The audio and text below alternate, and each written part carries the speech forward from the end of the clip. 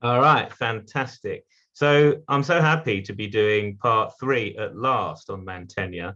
He is one of the most important artists of the 15th century and very early 16th century.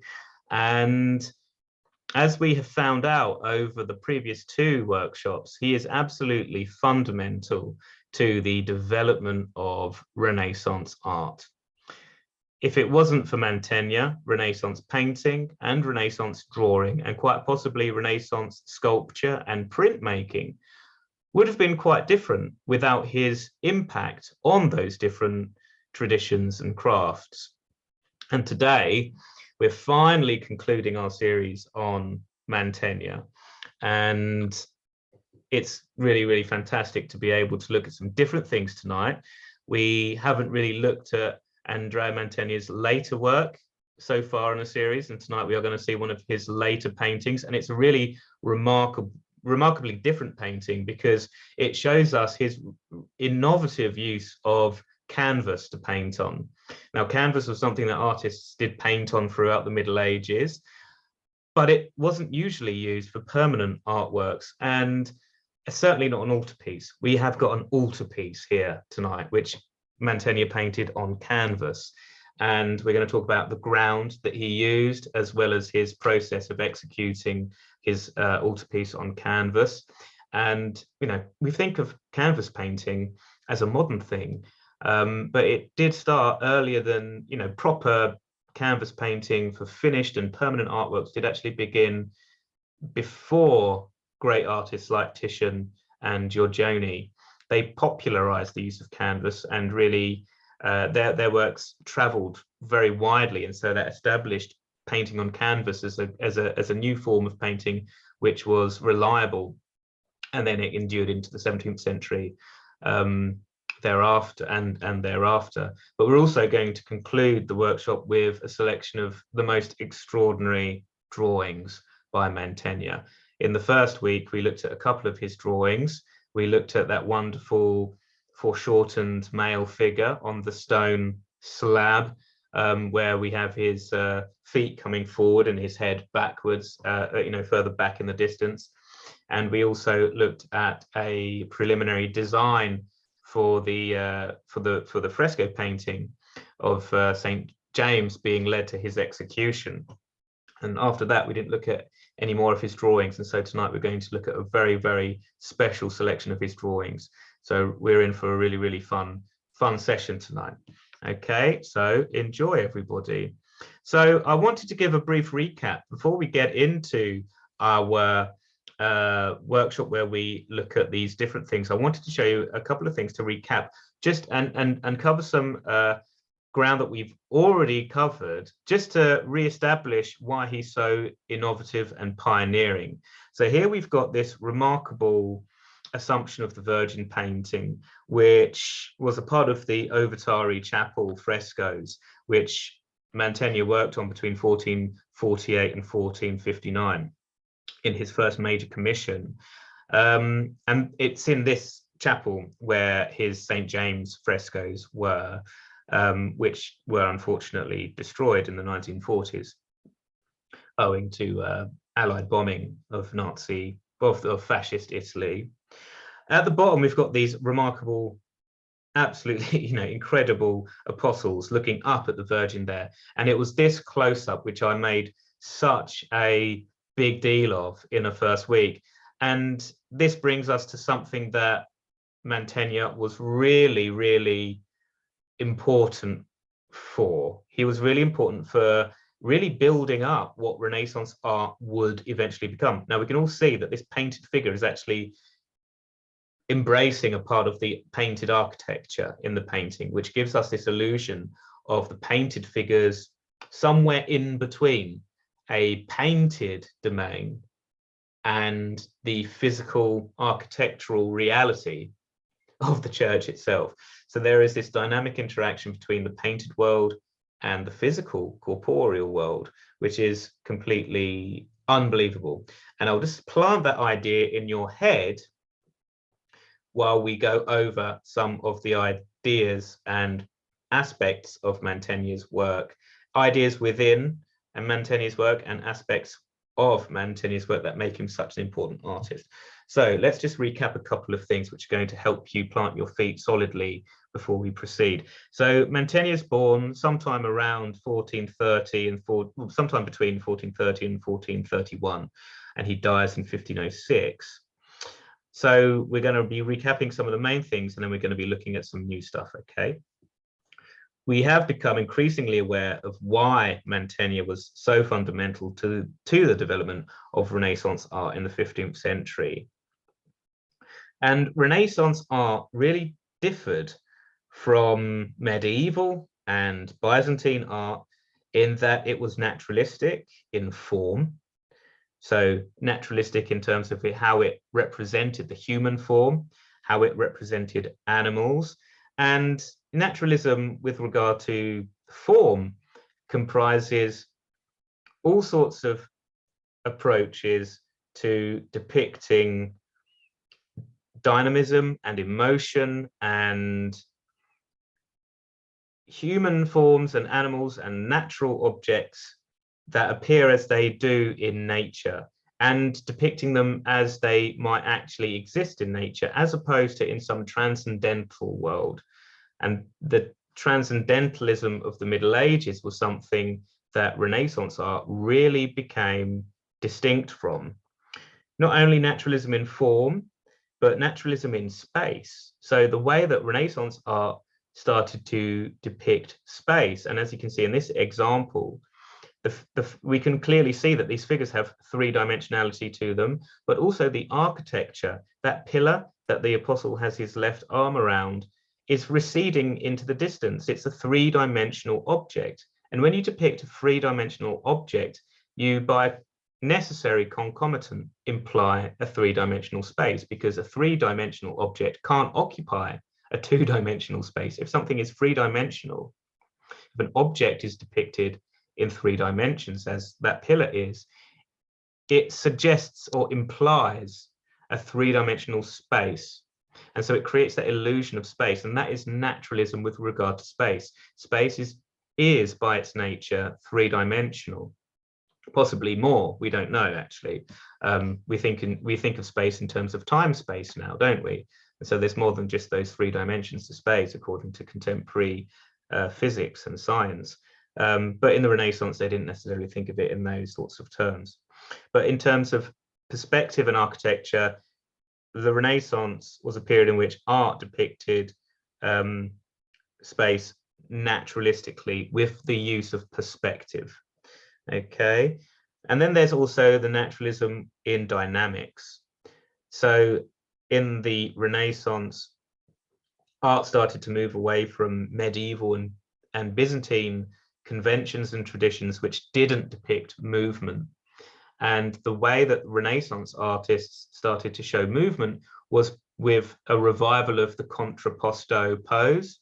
So instead of things being symmetrical and very transcendental looking and stylized in a medieval way, figures were shown naturalistic with viable and convincing proportions, but also in a dynamic sort of pose. And as you can see here, these figures are incredibly energetic, that even though it's a 2-dimensional representational image, we get a sense of movement and action and tension within this small cluster of figures. So these are 3 naturalistic principles: a naturalistic approach to form, a naturalistic approach to space, and a naturalistic approach to dynamics, which distinguish Renaissance art from earlier European art from the Middle Ages and from the Byzantine Empire. There's also another aspect, which is narrative. The way that Renaissance artists, while still having the same theological tilt in their work surrounding Christian belief and the Gospels, etc., they would tell the stories from the Gospels and project theological meaning through symbolism and through naturalism, as opposed to the formalism of the Middle Ages. So art is really moving, and Andrea Mantegna is a huge fundamental part of this development. Okay, a huge part of this development. And with that, we'll move on to the next image in our recap, which is the Anzino altarpiece. This is truly extraordinary because we have an architectural design in the form of the frame. This is the original frame. There's also an architectural design for a frame which was designed by Mantegna himself to accompany this remarkable altarpiece, which he made when he was already an incredibly famous artist in the Lombard region of northern Italy. And in the year of completing this painting in 1460, Mantegna was attracted to Mantua to become the court painter to the Gonzaga family. So we'll just look closer in while we're concluding our recap so that you can see more closely this remarkable Sacra Conversazione painting, this amazing altarpiece. So what brought Renaissance art to high culture during the 15th and 16th centuries? There wasn't only this shift towards naturalism in Renaissance art, but there was also this paradigmatic shift in the status and the identity of an artist. Now, this means a lot to me and you, doesn't it? Because we are practicing artists. We are individuals who have desired to connect to this great tradition because we know deep down that it will stimulate our creativity and understanding a bit more about the history of art and having a sense of how artists of the past went on their sort of creative development and trajectory will somehow enable us to make artwork and draw in a way which reflects our own creativity and enables our own creativity to develop and flourish. And in the Renaissance, artists started to do that. In the Middle Ages and in the Byzantine Empire, painting and art and drawing was artisanal. It was an artisanal practice and an artisanal craft. The Italian for artist, well, there are two sort of words in Italian for artist. It's artista, which distinguishes the artist from the artisan, the craftsman, and then there's artigiani. And the artigiani were the craftsmen, which are at the same intellectual and creative level as an artisan who makes woodwork, who makes furniture, who makes leather work, a tailor, a builder, a craftsman. And so the artista, as opposed to artigiani, the artist as opposed to artisan or craftsman, emerged in this period. And Mantegna is a really central figure in that development because of the intellectual and interdisciplinary nature of his work.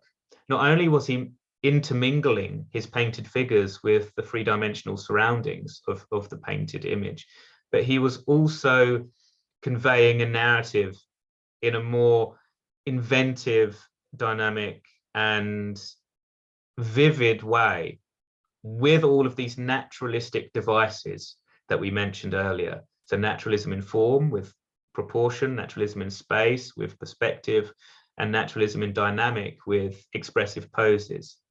Okay, so this meant that artists had to be, craftsmen had to be more inventive, and they had to be more or less conventional.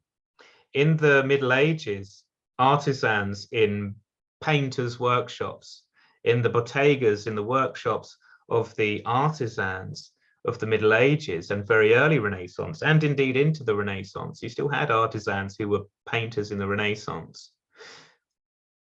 They followed a very conventional means of production, which did vary from workshop to workshop and region to region, but it was a far stricter mode of operation.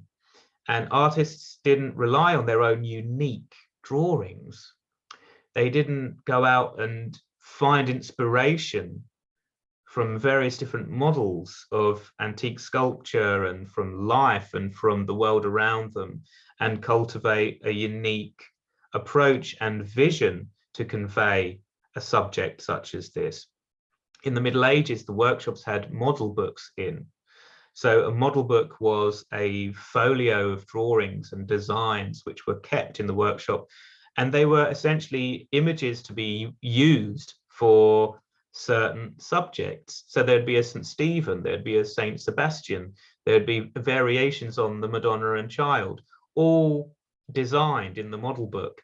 And if you were to, if a church approached you, if a cardinal or a confraternity approached you and said, I would like an altarpiece for our chapel, which is devoted to the Eucharist, or a chapel which is devoted to the Annunciation, then the artists would take that commission and they would go to the model book and they would create an image based on designs which were pre-existing. And that's craftsmanship. That's the craft around medieval image making and making paintings. Now, what distinguished artists from these artisans or artigiani in the Renaissance is that their designs were their own. They didn't just take a model out of a model book and use it to create a Madonna and Child. They would invent one. So in their training, they would learn how to design a human figure, and they would learn how to invent various different expressions based on ancient sculpture, based on Renaissance and medieval painting. They would go out and study paintings in chapels, like the young Michelangelo in the 1490s would go to the Cappella Brancacci in Santa Maria del Carmine, and he would go to the Santa Croce, and he would draw from Masaccio's Ascension of St. John, as we were looking at the other day with the year twos. And they would draw from earlier artists, and that would teach them how to capture and express movement and form, and also emotional expressions. And they would learn the sort of craft and practice of drawing, and then have guidance from their teacher back in the workshop. Now, in the Renaissance, they would learn to do these things, but then ultimately they would be obliged to invent their own work. And this is something that differs from practice in the Middle Ages. The Renaissance artists, in the Renaissance, the artista were born. Okay, so that is what distinguishes medieval painting from Renaissance painting. In the Renaissance, the artists had to invent things themselves and had to really move away from medieval convention in order to be considered artists. And what this did, when an artist of Mantegna's caliber was able to combine these principles of naturalism that we've mentioned already, but also introduce a really poetic form of emotional expression and imitate other art forms like sculpture, that would become something that intellectuals would praise. Now, artists in the Middle Ages or early Renaissance had been praised by intellectuals. Dante had praised Giotto, and Pisanello had been praised and compared to the great ancient painters like Praxiteles and Apelles. But it's artists like Mantegna that continued that trajectory of the artist into being an elite figure in society. Not necessarily an elite figure in society in terms of being being aristocratic, but certainly being on par with other intellectuals, poets, and philosophers. Okay, so the status of the artist really transformed, and Mantegna is a huge part of that development. And so how would artists interact with elite culture? How would painting become a part of high culture in the Renaissance, as opposed to just being a part of the visual norms of a deeply religious society throughout the Middle Ages?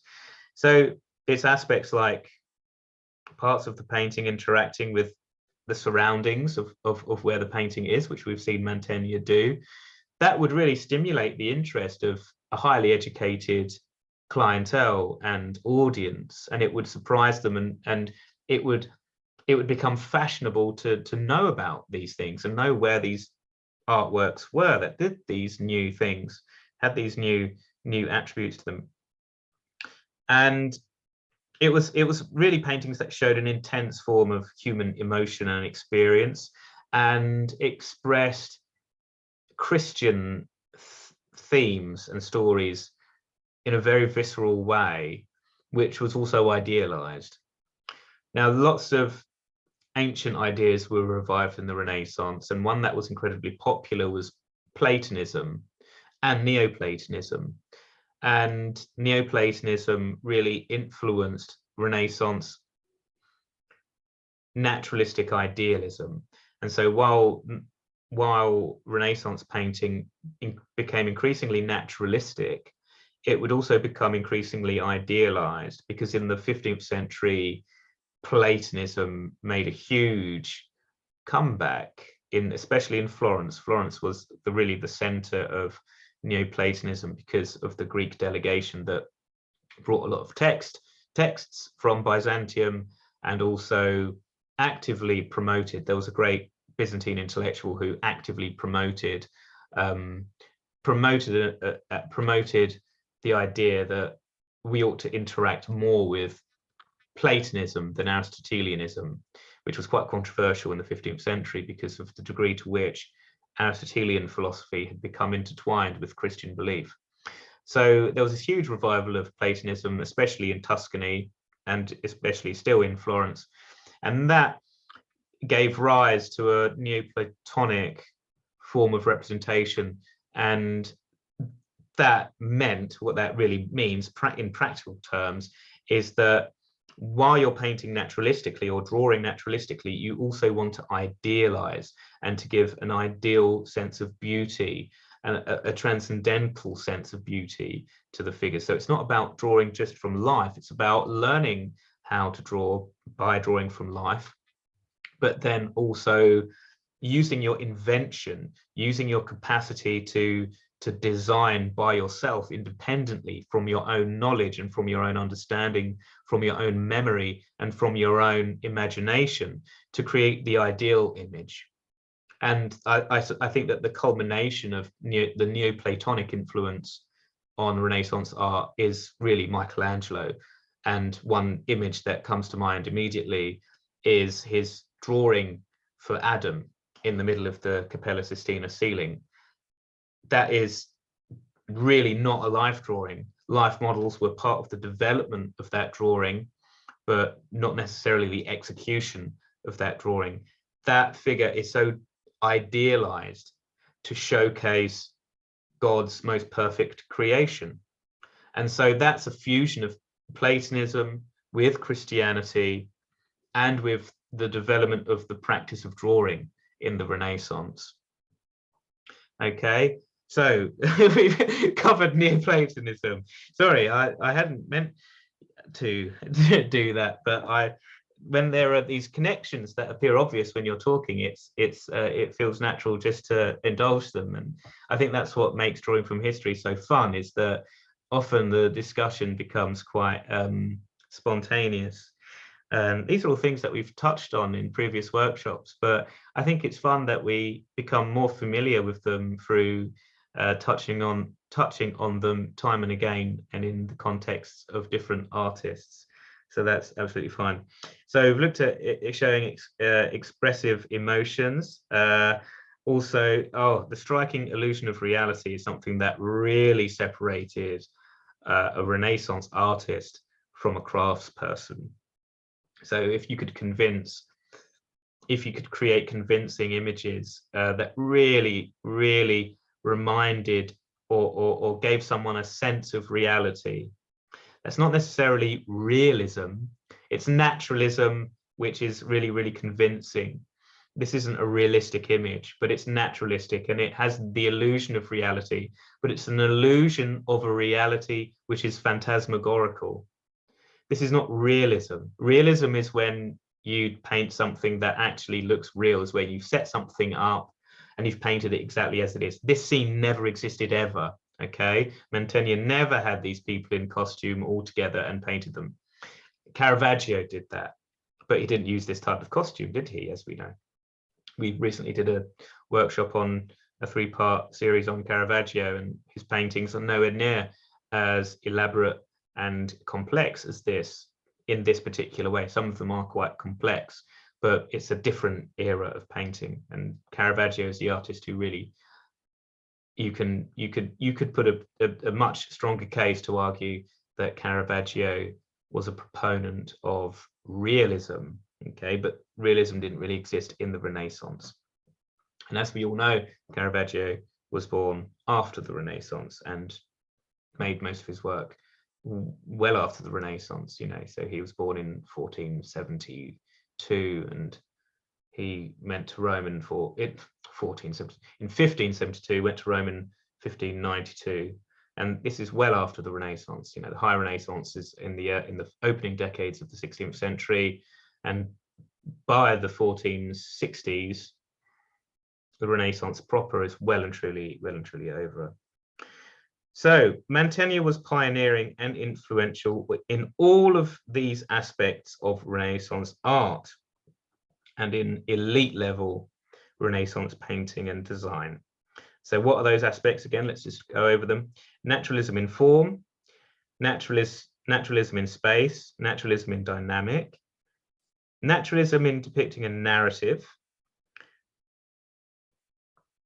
painting which interacts with its surroundings, paintings that show intense human emotion and illusions of reality within the framework of naturalism and not realism, and painting interacting with other art forms. And so here we can see painting really looking sculptural and also interacting with it with architecture. And also there's, you know, architectural design has gone into the execution of this painting, both in the painted and, you know, the painted architecture within the painted world and the gilded architecture of the external frame. So he's pioneering and influential in all of these aspects which distinguish Renaissance painting from medieval painting, and he is therefore absolutely fundamental to the development of Renaissance art as a whole. And this was recognized in his own lifetime by Giovanni Santi. He was Raphael's father, and Giorgio Vasari, who usually has a real bias in favor of Florentine artists, recognized that Andrea Mantegna was one of the great geniuses of Italian painting in the 15th century. There's no denying it. He was really, really extraordinary. All right, so he was a great painter. He was heavily influenced by Donatello, who had made an impact in Padua, and he was also impacted by Fra Filippo Lippi, the great Florentine painter. Would have also been impacted by other artists who were active in northern Italy, such as Pisanello, an artist I mentioned already, who was from Pisa, but worked all over Italy. He worked in Naples, he worked in Venice, he worked in Padua, he worked in Milan, he worked in Mantua. So Pisanello was one of the most pioneering draftsmen of the Renaissance. He was a pupil of Gentile da Fabriano, a Gothic painter, but was another slightly earlier. You know, he's born in the late 14th century, so going back even early now. Was born in the Trecento, and was one of the most pioneering draftsmen of the entire period, really, of the whole of early modernity. So we will definitely be doing workshops on Pisanello at some point, because I love him as well. I think he's remarkable. I love his pictures of animals. All right, so yeah, his graphic approach, Mantegna's graphic approach, the line on paper, pen and ink on paper, chalk on paper, watercolor on paper. In that approach, in his graphic approach, with all those different media, he's very influenced by Donatello, but also influenced by printmaking, but also quite pioneering in his own way. But he did have these influences which helped his graphic approach develop, his approach to drawing, I mean. And he was a leading figure of the Paduan school, and his place of birth now bears his name. It was Isola the Carturo when Mantegna was born. He was born at the Isola di Carturo, but now it's Isola Mantegna, named after him. I've mentioned that before in previous workshops, so I just wanted to give you that overview, just so that you have such as good a sense as I do of his importance within the history of art. So in our little recap, we've looked at the Ovitare Chapel, which is where the journey began a few weeks ago. We're now looking at the Anzino altarpiece, and we're now going to recap once more the Camera degli Sposi, the wedding chamber. The Camera degli Sposi was the remarkable room, remarkable painted chamber in Mantua, which he painted for the Gonzaga family. And this is that incredible oculus on the ceiling, which we concluded part 2 with. And this is what's painted on the ceiling, and it gives you the illusion of looking straight up to the sky. Now, this is something that really would have given highly educated people visiting the court of Mantua reason to consider Mantegna on the level with the great legendary painters of ancient Greece. We have Parrhasius, we have Praxiteles, and we have Apelles, these great ancient painters who were legend. And a painting like this is going to be so naturalistic, to give such an impression of reality, with the foreshortening, with the perspective. It ticks all of those boxes of being Renaissance as opposed to medieval, but it pushes them all to quite an extreme. And Mantegna was made incredibly famous by this. He may have painted the oculus quite early on during the commission. It was a commission that lasted nearly 10 years, nearly a decade. It's a whole chamber painted in fresco. And any visitor to this chamber, the Camera degli Sposi, would have just been absolutely awestruck by this. There are elements of different artists from the past. I mean, that remarkable bird there, that peacock, very reminiscent of Pisanello. And there are some other really reminiscent elements of Pisanello in the chamber. There's the hunting dogs, that beautiful dog which looks like a Cane Corso dog, and some other sighthounds. Pisanello was brilliant at doing that. Pisanello was the artist who really went out and drew from living animals, as opposed to just using the model books. A medieval and early Renaissance workshop would have had a model book full of designs of animals that were so static and that were just there to be used and reused for paintings. But Pisanello was the one who really started making drawings of live animals and sketching them from life, and then working the sketches up later on with color and with pen. He transformed Renaissance drawing really, and Mantegna was receptive to that, no doubt. So yeah, we've had this amazing recap now. We all know Mantegna again, just like we did a few weeks ago. And now I would like us to see something new, if you don't mind. So this is what I wanted us to really see today, which is a completely different work of art. It's this painting. Okay, so this is an incredible piece. I'm very lucky to live in London because this painting is in London. It's at the National Gallery in London, and it's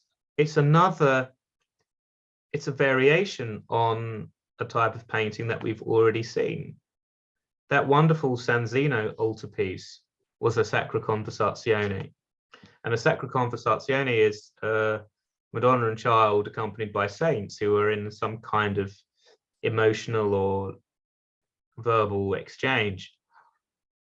Now, here we have an encounter between the Mary Magdalene and Saint John the Baptist with the Virgin and Child. There are lots of beautiful symbols in this painting which give us a sense of narrative. So not only is there a beautiful sense of movement in the painting with the very Venus-like pose of Mary Magdalene and this sort of dreamy, ethereal gaze in each of the figures. None of these figures is looking out at us. They're very remote. Mantegna has kept the transcendental and ideal quality of the painting by having nothing within the painting that interacts with the outside world. This is different, isn't it? He was very bold earlier, but this is a much later painting. This is from somewhere between 1490 and 1505. And in this Madonna and Child, it's far quieter. The energy within the painting is encapsulated within the painted world rather than bursting out as it was before. Perspective is rather conventional as opposed to that incredibly forced perspective and worm's view perspective that we saw in the earlier work. So he's using lots of elements which pertain to his earlier work, but he's also changed somewhat. This painting doesn't have these extreme qualities that his earlier work did. It's got a remarkable sense of color, but this painting has been, obviously restored. It's easier to restore a work on canvas than it is to restore a fresco, and somewhat less controversial. When a painting is housed in a gallery or a museum, there is a conversation. There is a conservation department there which looks after the paintings. The National Gallery's conservation department is world renowned, and the conservator, who is an absolutely amazing lady, actually, Jill Dunkerton, or Jill Dunkerton, I don't know how to pronounce her name. I think it's Jill Dunkerton. She is a remarkable scholar and conservator at the National Gallery. And I've learned so much from reading her technical bulletins, actually, because obviously I love Renaissance art materials. And so her work as a conservator and her technical analysis of these works has given me such given me many sort of really happy experiences learning about what these paintings are really made of and how they were put together. So I'm going to share some of that with you as we discuss this painting. So there's some really different qualities to this painting, as I mentioned. The painting isn't interacting with us spatially, physically, nor is the gaze of any of these figures engaging with us. So there's this sort of remote world. The painted world is remote from us, and that gives it its idealism, or a heightened sense of idealism, and transcendentalism. The painted world is not interacting with our world. This is a different transcendental world. So this is a fairly large painting. It is an altarpiece, although we don't know where the altarpiece was intended to be hung. We don't know, we don't have that information. That hasn't been uncovered by research, by the scholars yet. We know that the painting is the Virgin and Child with the Magdalene and St. John the Baptist, and it is tempera on canvas. That's unbelievable. For a Renaissance painting as early as this to be painted on canvas, but it's also tempera on canvas. It's normally oil on canvas, isn't it? We associate tempera with panel painting. In Italy, they were painted on wooden panels made of poplar. Italian poplar, it's quite good for painting on. We associate tempera with, painting on wood, on poplar. We also associate altarpieces before Giorgione and before Titian to be on panel. This is on canvas. And we don't associate this level of finish with these types of materials to be on canvas ever, really. It's a very, very unusual thing. There are very few Renaissance paintings on canvas from this early to survive at all. This painting could be as early as 1490. That it's a fully finished and intended to be permanent altarpiece executed on a piece of canvas is absolutely extraordinary. to me. Not to most people down the pub, but to me it is. Okay, so it's and it's because it's so unusual, and it's Giovanni Bellini and Giorgione, his great pupil, and then Titian, his other next great pupil. We normally accredit pioneering canvas painting to. The Dutch invented oil painting as a complete approach to painting. Italian artists did paint with oil paint before the Van Eyck brothers, but oil paint as a medium to execute a painting with from start to finish, that was really a Dutch invention in the hands of the, in the workshop of the Van Eyck brothers. But canvas painting, we normally attribute the invention of canvas painting, we normally attribute to the Venetians. Now, canvas painting did exist a long time before. And it's rather helpful to know that artists in the Renaissance and artisans in the Renaissance didn't only paint permanent artworks. Lots of artists, including artists who did create permanent artworks, artists like Andrea del Verrocchio, some of the most beautiful paintings in the Uffizi Gallery are by Verrocchio. His beautiful baptism, for example, it's on a beautiful panel, beautiful wooden panel. Those workshops that did permanent artworks also did non-permanent, temporary and semi-permanent artworks for festivals, for weddings, for celebrations, for pageants, for fairs, for feasts, for saints' days. And these were often painted on pieces of cloth, linen, that were painted on beautifully by the hand of a master and his assistants, but didn't have a permanent role. And so lots of paintings were made in the Renaissance that were never even intended to be permanent. Think of the disposability of contemporary imagery, even printed imagery, which is, a lot of time is spent on designing and manufacturing a billboard. And yet it's intended as a temporary image. It will become out of date. It's only relevant for a certain amount of time. So think of a contemporary piece of consumer grade technology, like a cell phone, mobile phone, or a new computer. There might be a great big billboard somewhere as you're driving along, or walking along, or on the tube or subway. Now, these are images that are manufactured and produced by people who really know what they're doing with graphic design, with typography, with advertising. And yet their images, their output is only temporary because they're on to the next one. Tomorrow it's a different computer. Tomorrow it's a different piece of technology that needs advertising and promoting.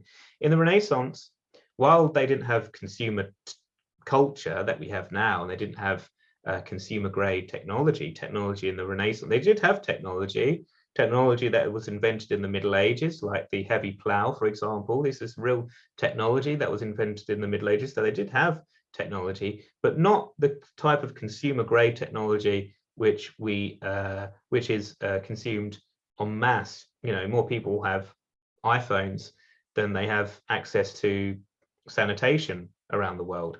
So technology is something that we all, people really do consume en masse today. Renaissance was different. However, there was still the need for temporary images, because if you could call it mass culture, the mass culture, if you could call it that, of the Middle Ages was orientated around a calendar. And the calendar was stacked full of very important events relating to memorialization of significant events and the celebration and observance of significant religious days around saints and martyrs, etc. Now, if there was a wedding, the two families would commission artists to make a wedding chest and to decorate furniture and to make banners. Now, we don't have many of them, but Verrocchio's workshop would have had those sorts of things amongst its output. So artists did a lot of things that were not considered to be permanent. And for these temporary artworks were usually executed on linen cloth. And here we have a permanent artwork executed on linen cloth. Now, there are lots of advantages to painting on canvas, which you don't have when you're painting on panel. Now, a panel is a permanent thing. Once you've painted an altarpiece on a panel, it's there, it's installed, it's framed, it's in situ permanently. And that is a great advantage. It's very robust, and people know what they're doing with a panel in terms of its preparation for permanence. When you have a panel, the panel is assembled by a wood joiner, and then the artists, sometimes a separate artisan, sometimes in a separate workshop, would actually prepare the panel for painting on. So the panel would have to be prepared by sanding it down with the horsetail plant or with pumice stone. It would be sanded, made completely level and as smooth as possible. Then it would have to be sized with hide glue. In the Renaissance, it was very common to use glue made from parchment. I've got some here actually. So this is parchment glue. This is one type of glue that was used extensively in the Middle Ages. Okay, it's basically collagen, which is extracted from sheepskin. Okay, and that is incredibly flexible and archival glue. It's amazing. You'd let that soak in water, then you would dissolve it, and it would make the most beautiful glue, which is completely historical and completely archival. So that was a very commonly used glue because lots of writing and manuscripts were executed on vellum and parchment, and with the trimmings of vellum and parchment, the clippings, you could make a beautiful glue, very flexible. And this is incredibly expensive to buy, parchment glue, but I've got loads of parchment and I've got some vellum, and so I make the glue myself, according to a medieval and Renaissance approach to doing it, just like everything else I make. So another type of glue that was commonly used, which was commonly used for preparing panels and later canvases and also paper, for preparing paper for silver point, was glue based on goat's hide. And so the hides and the hoofs of a goat would be boiled and rendered down to make glue, and then that glue would be dried and it would set, and it could be cut into slices, and then it could be used by artists, and they would cut it into smaller leaves and they would swell it in cold water and then heat it through to make a collagen based glue, a hide glue. The artists and artisans who use hide glue mainly today are traditional carpenters, wood joiners and luthiers, men and women who make instruments. So if you meet someone who makes guitars in a traditional way, or if you meet someone who makes violins in a traditional way, or violas, or any early instrument, and they're wanting to make it in a way which is historical and appropriate for the type of historical sound you want to make. You know, if you want to make a true historical instrument, then you would use a hide glue. It's not as easy to get hold of the same sorts of glues that we use in the Renaissance today, though, however. Okay, so let's zoom in a little bit. We've got our basic info on the painting. I want to give you a bit of a better view now on these figures, and I would really like for you to work on the drapery. So hide glue or a parchment-based glue would be used to prepare the panel. You'd mix it with water and you'd brush it on, okay? You'd brush the glue on 2 or 3 coats of glue to seal the wood so that the wood wouldn't be so absorbent, okay? You'd also brush glue onto the sides of the panel wouldn't be absorbent, and possibly even the back. You may even gesso the back of the panel, and that's what we're going to get onto next, the gessoing. You'd mix a rough gesso grosso, with the same hide glue. You'd brush that onto the panel, and you would paint several layers of gesso onto there to fill all of the gaps in the wood and all of the little grains in the wood and any imperfections in the panel would be covered up in gesso. It's a chalk bound in hide glue to make the panel perfectly white, so that you would have a perfectly white reflective ground or priming, and it would also conceal the imperfections in the wood. It would feel the grain of the wood, and it would also provide a perfectly smooth surface. If you're painting with tempera, you need a smooth surface, because tempera is it's pigment. It's a highly pigmented substance which is mixed with water and egg yolk, and it doesn't have the same body as oil paint, and so it can't be used to. It's more difficult to use it on a very coarse, rough surface. So a smooth surface is ideal for tempera painting, but also the whole tradition around preparing panels for painting evolved in the Middle Ages. And in the Middle Ages, artists would often gild huge sections of their panels. So gilding requires a very smooth surface. If you're going to gild and you're going to replicate the appearance of solid gold, your panel needs to be prepared perfectly with very, very smooth, polished gesso. And if you're gilding, you have your very smooth gesso. The top layers would be gesso sottile, which is a smooth gesso. And then you would burnish the gesso. Possibly you might burnish gesso, but you certainly smooth it with pumice so that it's perfectly smooth. You might then seal it with an extra coat of glue just on its own without chalk. And then you would add layers of bole, sort of like a red iron oxide earth pigment to it. Maybe even yellow bole first and then red bole on top, and then you would lay glue onto the areas that you've prepared for gilding, and then you would brush gold leaf onto the panel, and you would brush it on with a little soft hair brush, with a gilding brush, and you'd let that sort of go onto the, and then you would burnish all of the gold afterwards with an agate stone. Okay, one of these. I don't do gilding, but I do use an agate burnisher. So that's the kind of stone that would be used to polish a gilded area. Okay, and I use that for polishing silver point paper, and I make my silver point paper smooth and silken, just as that would have been in the Renaissance, all by hand. And so that's how panels were prepared in the Renaissance. And there was a great conundrum, because if you're going to paint on canvas, how are you going to transfer that tradition to paint on canvas? Because gesso cracks. Gesso is perfect on a panel because a panel isn't a flexible thing. Now, a panel, if it's not prepared very well, or if it gets damp, it might buckle and bow, and that will cause cracking of the paint, because paint isn't that flexible when it's that old, when it's very old, and gesso certainly isn't flexible because it's so chalky and porous. So it's quite brittle, and it certainly gets more brittle with age.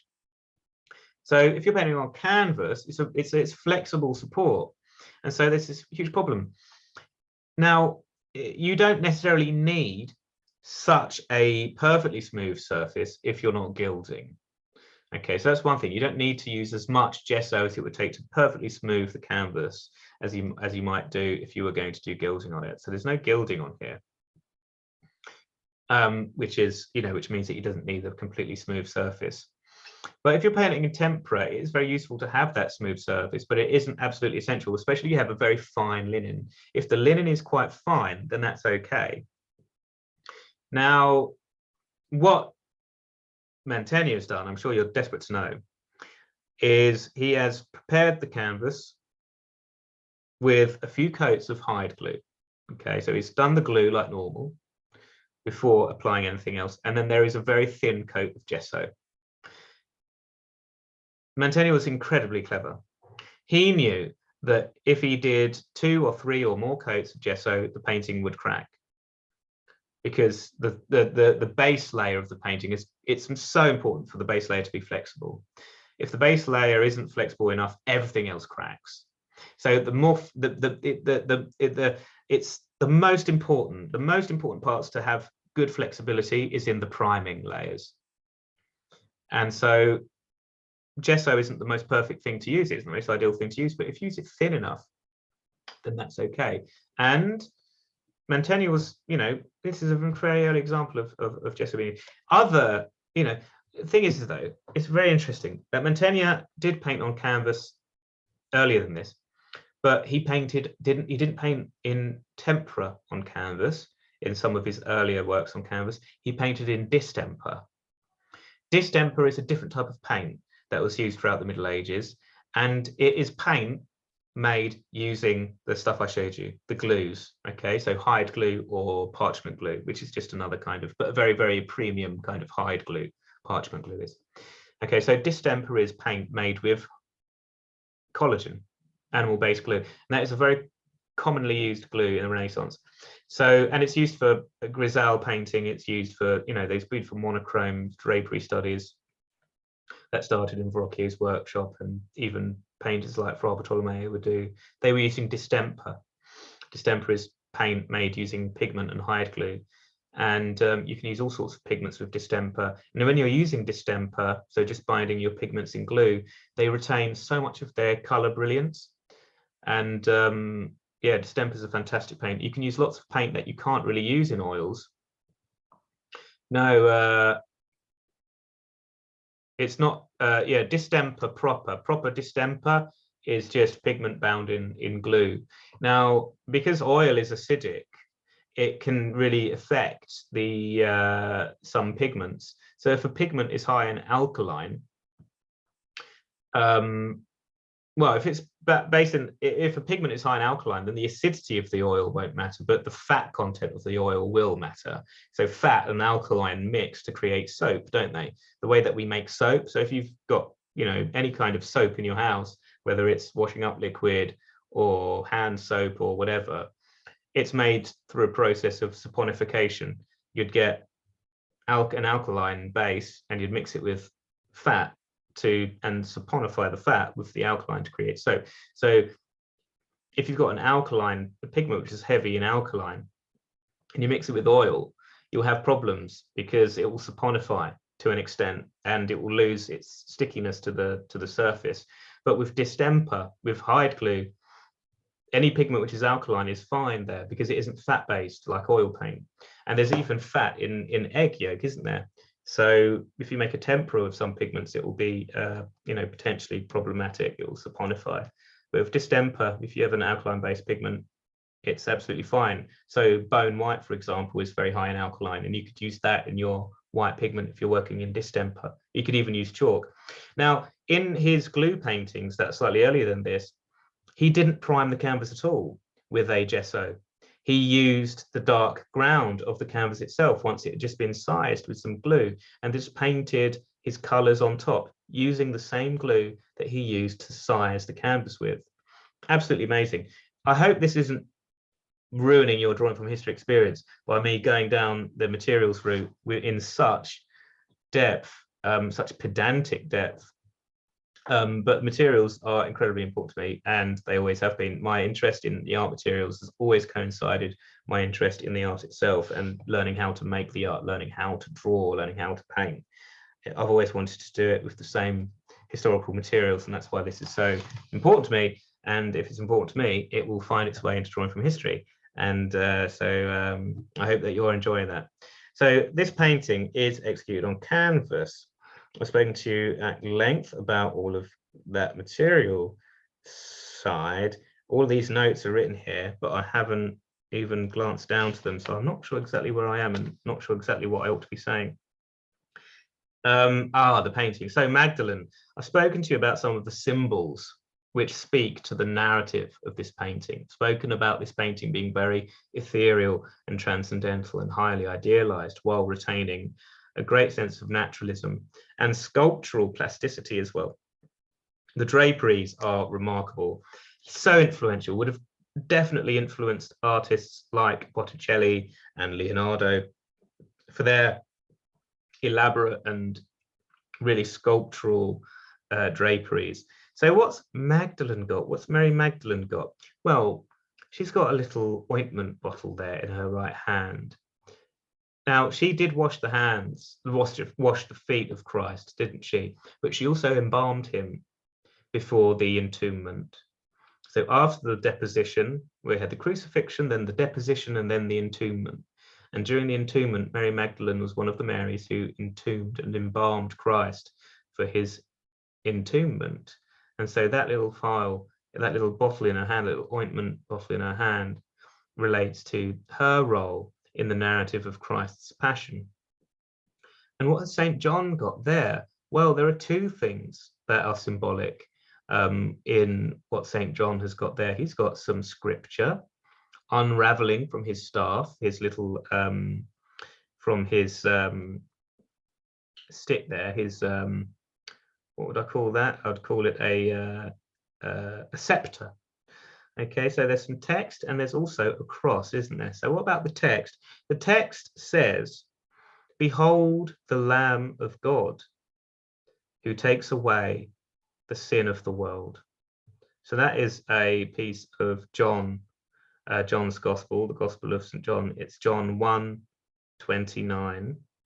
And that tells us that this child there is the Lamb of God who would wash away sins of the world. Okay, so that's the theological core of Christian belief, actually, isn't it?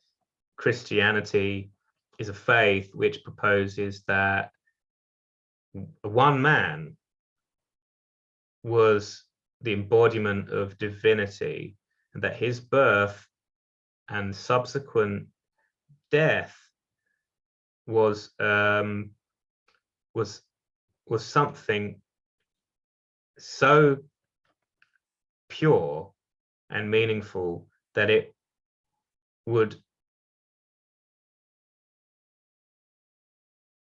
heal the world of human sin and heal humanity, or pave a way for salvation for humanity after millennia of sin. I'm not sure if they thought about it in terms of millennia at that time, but that's the very, very core of Christian belief that distinguishes Christianity from the other Abrahamic religions. It's that principle of Christ being his life and death being central to salvation, human salvation. And within that concept, built in the sort of spiritual core of that concept is humanity as sinful. And that is that idea, that the idea of humanity as inherently sinful is fundamental to Christian belief, which really does distinguish Christianity spiritually from Roman, pre-Christian Roman. Christianity became the official religion of the Roman Empire in the first half of the 4th century under the Emperor Constantine.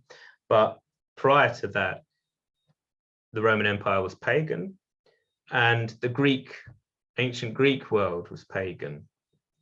And so we've got these two separate pools of ideas and beliefs that are at the very foundation of our culture as people who belong to the Western world.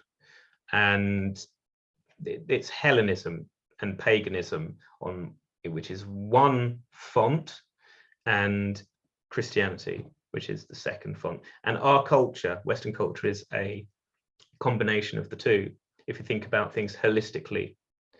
And in this painting, there is both. The poses, we've got Venus on the left. He's really borrowing from Roman sculpture and Roman heritage. Well, Christ, on the other hand, is nude and is in a beautiful contrapposto pose, very much looking like David, like Donatello's David, in that sort of very almost quite dynamic pose there. So really interesting. Two different visions. In the Christian vision, humanity is fundamentally sinful, and it's God who is good, and God and Christ who are good. Whereas in Hellenism, it's a different philosophy.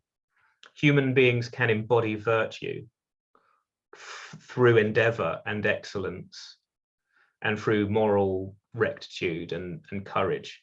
Humanity can actually embody good, and good is somehow beyond even the gods in the Hellenic and pagan world.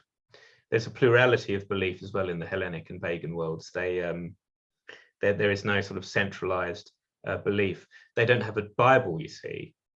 Abrahamic religions have a central text, whereas the pagan world in ancient Greece it was pluralistic, and it didn't have a bibliolatrous tradition.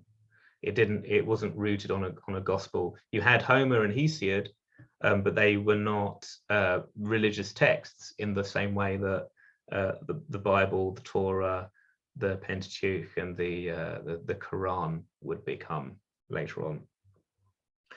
There's no blasphemy against Homer in ancient Greece. There was a concept of blasphemy in some areas of ancient Greek culture, but it wasn't something that was necessarily enforced by a religious authority or a secular authority. While Socrates was famously put to death for insulting the gods and for corrupting the youth of Athens. So there is debate to be had about all of that, really. So two different visions are active in this painting. There's a Hellenic vision and also more theologically, a Christian vision. We have Christian scripture, for example, and then we also have on St. John's scepter, we've got that amazing cross there. Okay, so that is a symbol of the future that would befall the Lamb of God who is there in Mary's lap. And she is looking downwards, very sad. In paintings of the mother and child from the Middle Ages throughout the Renaissance, there's often that emotional depth in the Virgin's face, and that's deliberate, because she knows the prophecy that her child would be so she's contemplating that while experiencing overwhelming love. So that's something that makes Christian art incredibly evocative and very powerful, because it engages with these emotions which, while they're being presented as divine, and perhaps they are, but they're also really human. So, and it's something that lots of people can actually relate to, whether or not they are Christians. So that's why I can look at these paintings all day, regardless of what I believe. It's irrelevant. It's just a great painting with a great sense of feeling and emotion. And this painting is remarkable for so many reasons. It also, this kind of painting, this altarpiece, compositionally, it preempts some of Giorgione's work as well, and Bellini's work. Now, Mantegna is a little bit older than Giovanni Bellini, but they knew each other. They knew each other well. They were brothers-in-law. But Giorgione, there's a wonderful Madonna and Child by Giorgione, and it's outdoors just like this. And there is this banner behind the Virgin and Child in a much later painting by Giorgione.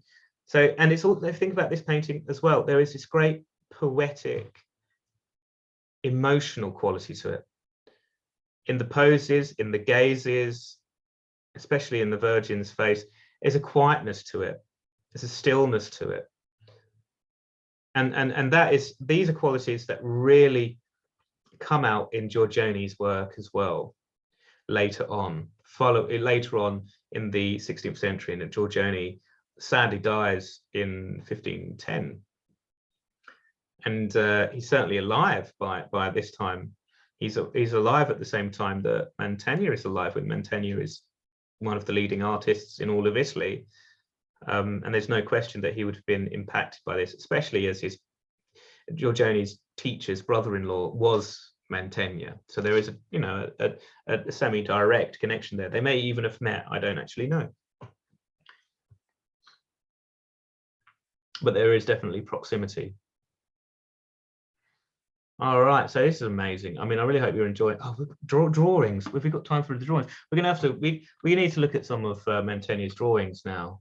Okay. I don't know if I've read everything that I've written down about this painting, but maybe we'll have to do it again another day. So drawings. Let's look at the drawings now. This is going to really blow you away because they're absolutely remarkable. This one I just want you to do a quick one of. Okay. This is the verso, which is the underside of the painting, so to speak.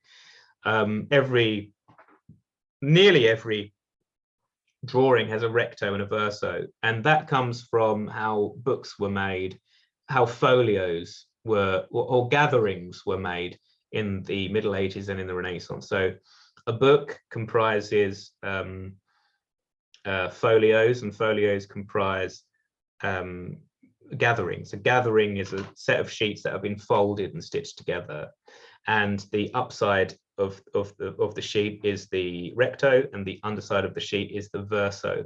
And what scholars and art historians and collectors of drawings have simply done is transferred that language to drawings. Okay, so here we've got the verso, which is the underside of the sheet. I'd like to do a quick sketch of this, and scholars have made the argument that Mantegna's graphic approach, his approach to drawing, is heavily indebted to Donatello, and I think that's a very plausible assertion, because these really do reflect an awareness of how artists like Donatello prepared for relief carving and relief sculpture in their drawing, and that translated to other types of drawing as well. There's one drawing that we know of which is attributed to Donatello. It isn't undisputed, but Donatello uses pen and wash in that drawing, and he doesn't use hatching. But a contemporary of Donatello, Desiderio de Settignano, draws very much like this, and Desiderio was a follower of Donatello, and so this could really well be heavily influenced by Donatello's own drawing approach. Look at this beautifully quick sketch here, expressing the movement, the dynamic of each of these two sitters, these two figures here, kneeling down there. Two holy women seated on the ground, one seen from behind. This is a drawing from some time in between 1455 and 1465. So around about the time that Mantegna was really on the rise. Okay, it could have been during the time where he was court painter in at the for the Gonzaga in Mantua. It's a very small drawing. It's only 8 centimeters, 8.8 centimeters across. So and only 12.2 centimeters in height. So it's not in length. It's not a particularly big drawing, small drawing. Renaissance artists generally didn't draw as big as we draw now. They drew quite a bit smaller. And think about the media that they were drawing with. They were drawing with silver point. They were drawing with lead point. They were drawing with pen and ink. And only later on were they drawing with chalk. But the way that they drew with chalk was very much a continuation of how they drew with pen and ink and how they drew with metal point. And these are very fine pointed media, which don't suit these sort of big, sort of flamboyant drawings. And Renaissance artists are incredibly precise. They're trained in a manner of drawing which is incredibly precise. It's incredibly disciplined. It's incredibly effective. And Renaissance drawings are the most effective drawings out of the entire history of drawing. They're the best drawings in the whole history of drawing. Renaissance drawings are the most impressive, mesmerizing, beautiful, interesting, and effective, powerful, and worthy of imitation than any other kind of drawing ever. Think about before the Renaissance, we don't really have many drawings to look at. We do have some drawings from the Middle Ages, not very many. We do have some drawings from ancient Greece and Rome, very few that have been discovered fairly recently. They were not, no ancient drawings were known to people in the Renaissance. They hadn't been discovered. The first were discovered in the 18th century at Pompeii and the Herculaneum. And what about drawings after the Renaissance? They're all crap. Okay, that's a joke, sort of. The Renaissance, no drawings after the Renaissance are ever as good as Renaissance drawings, least of all academic drawing. So, you know, I like great 20th century, I like great contemporary drawing, but Renaissance drawing is the best, okay? And nothing is ever going to be as good as proper Renaissance drawing. So, quick sketch of this one. These two beautiful figures here, and you can see that it's a very simple drawing, and there are just a few layers of line. Renaissance artists did build up their drawings in layers, but at this kind of execution is very quick. This is really a schizzy, and the Italian for schizzy, the Italian for sketch is schizzy, but schizzy doesn't just mean sketch in the way that we think of it today. A schizzy is a way of formulating an idea in a way which could later be built up on, or a loose and swiftly executed intuitive response to the dynamic of a figure. That's what a schizzy is. Okay, and these are schizzy. These are just working, you know, the initial experiment of an idea. Okay, not all drawing other than Renaissance drawings after Renaissance drawings are crap. It's just that I think that Renaissance drawing is just the most remarkable thing in the entire world, and the most beautiful form of visual culture in the entire history of human civilization. I think Renaissance drawing is absolutely the most wonderful form of creativity of ever, for lots of reasons. So let's flip this over and look at the recto there. That's really brilliant. Now, this is stunning. This is a brilliant sheet of drawing, actually. These three foreshortened figure there. The top two are schizzy, and this one down here is a bit more than a schizzy. You could argue that the previous images are more than schizzy as well, I suppose. This is definitely more than a schizzy. It is possibly done from life, or certainly he has done some life drawing leading up to this drawing. Now, drawing from life there are precedents before Mantegna.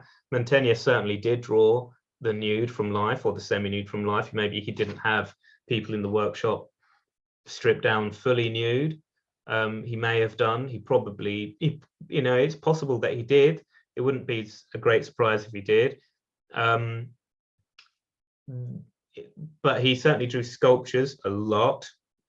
He was trained by Francesco Squarcioni, who was an enthusiast of drawing from sculpture, and that drawing from classical sculpture became a real norm in the Renaissance for people people were just, it was a norm that people drew from classical Greek and Roman sculpture to learn about the human form and to learn about tone. In Leon Battista Alberti's De Picturi, he said that the main point to draw from sculpture is to learn about how to model light. And that is a great aspect of tonality in drawing. Okay, so this remarkable drawing shows us three figures, or perhaps it's the same figure drawn from three different perspectives, foreshortened, lying down like that. Okay, so yeah, beautiful pen drawings. There might be some lead point underneath here. It might not just be pen and ink. And the type of ink used is oak gall ink. It's a type of ink made with oak galls, which are made when a gall wasp leaves a larvae inside in the bark of the oak tree, or a branch of the oak tree, and it forms a little cyst on the oak tree called an oak gall apple. And you crush those up, you mix them with rainwater, you combine it with some iron sulfate and sometimes some gum arabic, and it will form the most beautiful ink. Sometimes it's bluey, sometimes it's black, sometimes it has a bluish tint, depends on the batch. But the ions in the oak gall ink react with the tannic acid in the oak galls themselves and oxidize to turn the black ink into a beautiful brown. And this is amazing. This sort of hatching is so derived from, artists would hatch with a pen in the Middle Ages as well, and so would Pisanello. So the hatching is just a really basic traditional way of adding tone to a drawing, and that's what Mantegna has done here. But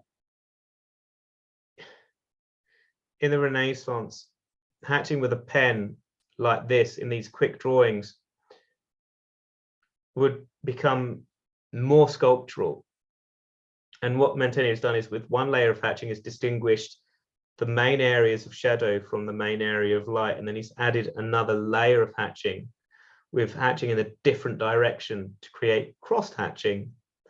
And as you can see, these two drawings up here haven't got any hatching in them at all. And so it's probable that he did much of the sketching just with line and figured out the pose, and then did a layer of hatching.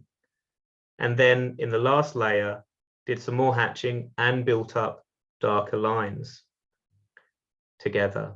Okay, that's a remarkable process of that drawing. Okay, and I will just give you a few minutes now to focus on this one, which I've just zoomed in on. Okay, this beautiful reclining figure. It's another, this is just the recto of that sheet that I showed you earlier. So the two holy women on kneeling down, this is just the other side of that sheet, so it's the same size. It's only just over 8 centimeters across and just over 12 centimeters top to bottom, so it's a very small sheet, trimmed down from the original sheet, which would have been much larger and would have had a greater number of drawings on it. But what happens is that when collectors, and it doesn't happen so much now, or hopefully it doesn't happen at all anymore, but when after a Renaissance drawing was made in the 15th or 16th century, it has a life from then up until now. And during that period, from the 15th, 16th century onwards up until now, lots of drawings have changed hands many times. And in the 17th century, in the 18th century, possibly even in the Renaissance, a drawing could be exchanged, or it could change hands, and someone who owns a sheet of drawings could cut a drawing down into smaller parts just to show an individual section. And then instead of just having one sheet with lots of drawings, they would have a greater number of sheets with fewer drawings on them. And then they could, and so drawings would become detached from one another and dispersed. And so that's something that, it's happened quite a lot with lots of different artists' work. Okay. So there is one more drawing I want you to see before we finish up, and it is truly remarkable and shows how versatile Mantegna was. It really does show you how versatile Mantegna was, because not only was he great at drawing figures, and not only brilliant at drawing draperies and nudes and foreshortening, and we've seen him make brilliant use of architectural design in his paintings. We've also seen him draw animals. Okay, and it's the last drawing that we're going to look at is of a beautiful animal. Now look at that beautiful, stunning thing there. That is so sculptural. It's unbelievable, really. But also that one directional hatching, it's anticipates Leonardo, doesn't it? And I think that there could be a Tuscan influence in Mantegna's drawing, which is revealed in this piece. You can see underneath the pen there is another material, black chalk possibly, or lead point, which is common. It's very common practice to work with another medium first before you work in pen and ink. But that hatching is absolutely divine. It's absolutely exquisite. One directional shading has created such a sense of volume. It's a bird there trying to eat, about to eat a fly on a little branch, and the bird is standing on a little branch there. And this drawing is about the same size as that sheet of drawing is about the same size as the two previous sheets that you've seen already there. So an animal study, possibly to be used in a painting. This could have been related to any number of Mantegna's paintings. I doubt very much it's just a recreational study, but I think that he would have done this to have a design of his own. Now, I began the session today distinguishing Renaissance art from medieval art. And I mentioned the model book, didn't I? In the Middle Ages, artisans had a model book in their studio. And in the model book, there would be images of saints, the Virgin Mary, Christ with, in the being, images of the crucifixion, images of each figure that could possibly relate to a painting that an artisan of the Middle Ages would be called upon to execute. And I spoke about how that tradition or that conventional approach became outdated in the Renaissance because artists were expected to invent things anew each time and paint a unique artwork each time, and to have their own vision and to use their own creativity in a different way, in a way which was more innovative and in a way which showed a unique idea or approach relating to a given subject. That doesn't mean that artists didn't collect images, though. You could have your own model book full of your own drawings and designs, folios of images that you use and reuse. Now, while the model book approach became obsolete during the Renaissance, that didn't mean that this idea of having something similar to a model book, like a folio of drawings, which one could use and reuse, that didn't mean that that didn't exist. So artists like Mantegna wouldn't just throw away their drawings. They might be able to reuse them again at some point in the future, but at least those drawings would be their own invention, their own creative thing. So one artist who immediately comes to mind when I'm contemplating this is Andrea del Sarto. Andrea del Sarto was one of the greatest Florentine artists of the 16th century. He was a younger contemporary of Michelangelo, and he was one of the leading Florentine artists. And he didn't just discard his drawings. He made beautiful studies of figures and then would use those figures in a number of paintings. So instead of having to go and back to the drawing board and recreate or create completely new designs, Andrea del Sarto would be like, oh, I'll use that figure again. I'll use that drawing and I'll put the figure there that time and I'll drape him differently. But it's still using the same figurative design. So while the model book didn't exist in the same way that it did in the Middle Ages, the approach of having a folio of drawings that acted like a model book, but really did belong to the artist and reflected the artist's own unique creative approach did exist. And that is slightly similar to the model book, but on but it's very, very different at the same time. Okay, so Mantegna, we've had a great time looking at Mantegna. He really is one of the greatest artists of the entire period, and what had a fundamental influence, as we have all come to realize over the previous 3 workshops, including today's one. And I really hope you've enjoyed the series, and I really hope you will enjoy the workshop again when I put it up on YouTube, which I will do tomorrow. Okay, so on YouTube now, there are a couple more videos which I've posted since the last workshop, and there are going to be more to come. I'm going to be posting lots of different things on there. So make sure you subscribe to the YouTube channel, which is, just type in the Renaissance Workshop and you'll find it.